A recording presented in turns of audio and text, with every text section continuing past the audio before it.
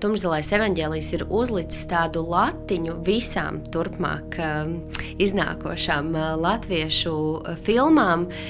Tās nevajag salīdzināt, jo tās nav salīdzināmas, žanri atšķirīgi, viss cits, bet tā latiņa tam, ka mēs varam tā, ka Latvijā var radīt šāda veida kino. Es filmu esmu redzējis 2 reizes, un man nevienu no tām nebija grūti noskatīties filmu. Man nešķita nevienā mirklī par garu, man šķita tieši tā, kā tas ir nepieciešams, lai izstāstītu stāstu. Mūsu ģimenē filma raisīja pēc tam arī diskusijas. Mēs ar vīru bijām uz medīsjāns, mēs to redzējām pirms iznākšanas lielajiem ekrāniem. Mani vecāki devās uz filmu uzreiz mūsu mudināti, ka tiklīdz tā bija uz ekrāniem, un pēc tam mēs apspriedāmies par to laiku. Es tajā brīdī biju bērns 90.